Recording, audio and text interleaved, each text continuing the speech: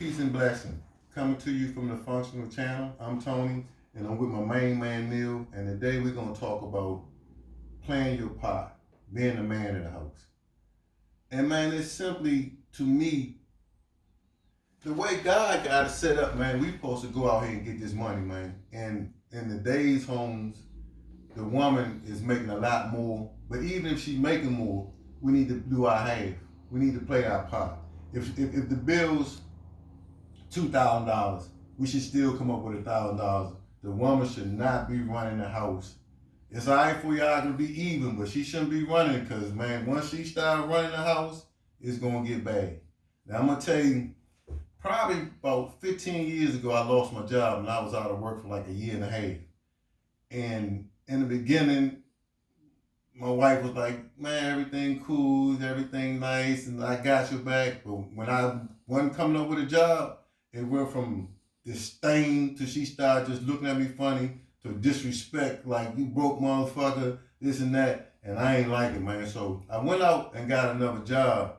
But what I'm telling you as a man, that you should be trying to take care of your house, man. If you have to get another job, go get a skill.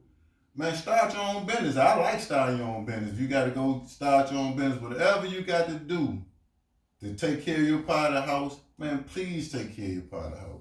Then you got anything you want to say, Chad? Woo, yeah. So that has been a big part of my life. I mean, a big aspect of my life for a good amount of time because I was brought up, and some people would say the feminization of the man. I was brought up that if I'm a good guy, you know, the Disney characteristic of a good guy, like I'm nice, halfway good looking. Halfway good looking. I ain't say all. You gotta watch this joke again.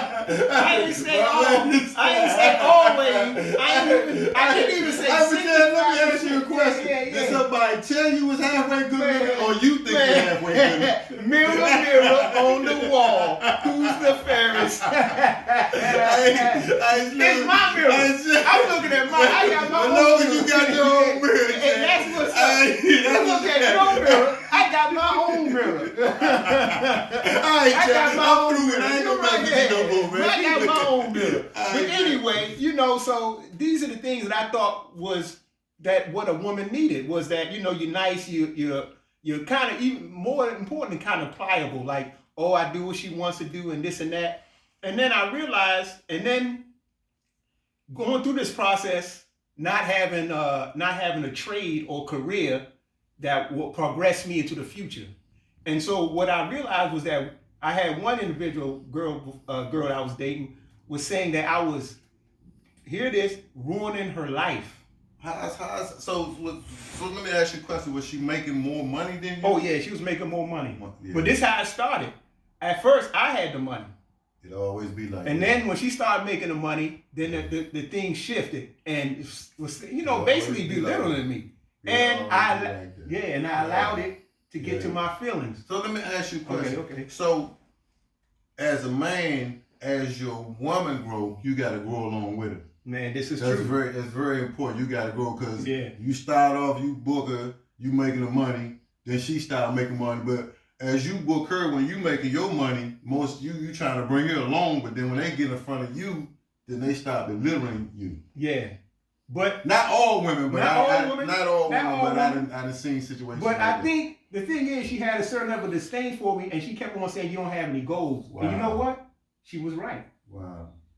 Because in life, what women want to see, you might be broke, but you might have some goals and aspirations that she see that you are pursuing. If you're just working, if you don't have no goals, if she can't see that you're going somewhere, which is leading her in a certain direction, then she's gonna have disdain for you because what that's showing her is that she can't be with you or follow you. She has no goals. You have no goals for her to pursue with. Right. So in that unnatural position, she comes to what's the word? Is it disdain? But she comes to disrespectful.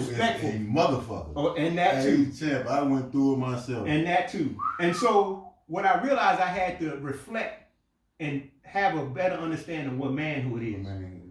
And I realized that manhood, the fundamental principle of manhood is to provide for his family, to push his family and to administer his family and go in a certain direction. And lead. And you gotta be the leader. And lead. You And gotta understand, now we live in this feminine primary order, or this order that's we're becoming feminized. Women have risen to a certain stature, which is important.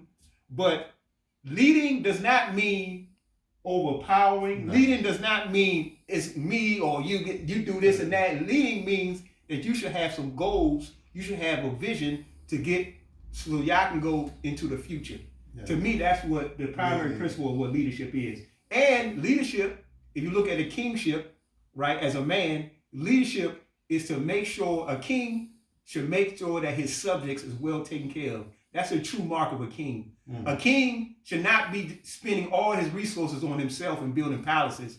A king, his primary resources, and that's why in the past he used to call a king the shadow of God on earth. A king supposed his primary responsibility is his subjects. And as a man, in the small realm of family, you are the king. So that does not mean that everything you say go, but that does mean that your primary responsibility is your wife and your family. Dang, that's some deep shit right there, man. That's all I got. Man, that's some deep shit. Man, you ready to sign off? Man, we might as well sign off with this. Okay. Functional 100. Be grateful and always give the Most High the praise.